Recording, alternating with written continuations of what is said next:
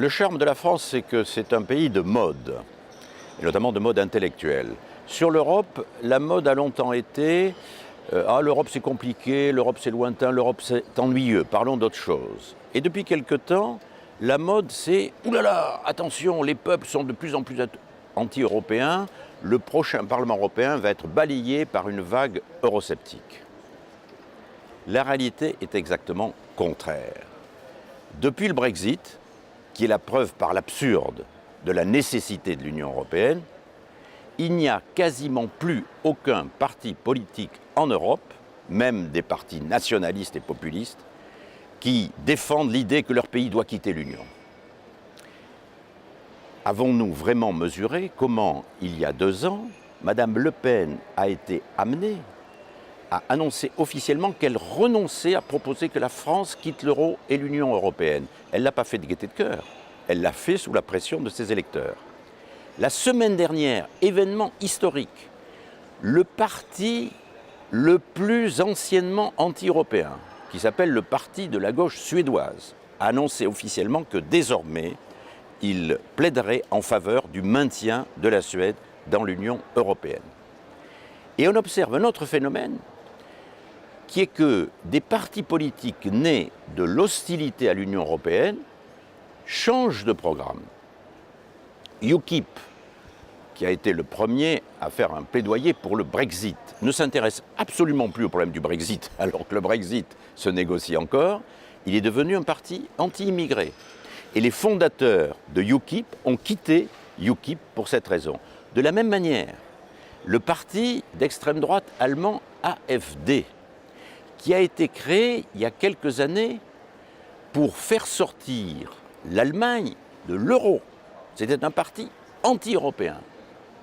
Et maintenant devenu un parti anti-immigré et anti-islamiste, au point que, là aussi, les fondateurs de l'AfD ont quitté l'AfD.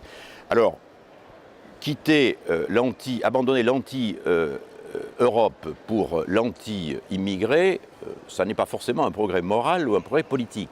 Mais la bonne nouvelle, c'est que maintenant, le cadre européen est finalement admis par l'immense majorité de nos populations. Une autre bonne nouvelle, c'est que les partis politiques eurosceptiques ou anti-européens sont incapables de s'unir entre eux. Quand M. Orban et M. Salvini s'embrassent sur la bouche en parlant d'immigration, en réalité, sur ce sujet, ils sont à des positions diamétralement opposées. M. Salvini, nous suppliant de l'aider, nous, les Européens, pour maîtriser les flux migratoires, même s'il le dit sur un ton un peu injurieux, alors que Viktor Orban plaide pour que son pays reste en dehors de toute politique migratoire européenne. Quand le même Salvini va en Pologne pour rencontrer le dirigeant polonais d'extrême droite, Kaczynski, il y a entre eux un obstacle fondamental qui est la Russie. Les Polonais sont très fortement anti-russes, on les comprend, alors que M. Salvini fait financer ses campagnes électorales par M. Poutine. Restons avec M. Salvini et sa soi-disant alliance avec Mme Le Pen. Première priorité de Marine Le Pen, c'est s'opposer à un élargissement de l'Union européenne. L'une des priorités de Salvini, c'est de continuer l'élargissement de l'Union vers les Balkans et même vers la Turquie. Dans le Parlement actuel, nous avons déjà 150 députés europhobes, incapables de s'unir entre eux. En 5 ans, ils n'auront pas changé un seul vote. Et de ce point de vue-là, la campagne électorale de Marine Le Pen va être cette année extrêmement douloureuse pour elle, quand elle va être incapable de démontrer ce qu'elle a fait de ses 24 députés, un tiers des députés européens français, pendant la législature qui s'achève. Conclusion, recommandation à tous ceux qui aiment l'Europe. Cessons de nous faire peur en disant que ça va être un combat de l'ombre contre la lumière, des bons contre les méchants, de la défense de l'Europe contre ceux qui veulent détruire l'Europe. Non, ce combat-là est dépassé. Cessons de parler du sexe de l'Europe, fédérale ou confédérale, souveraine ou pas souveraine. Ça n'est pas ça qu'attendent nos concitoyens.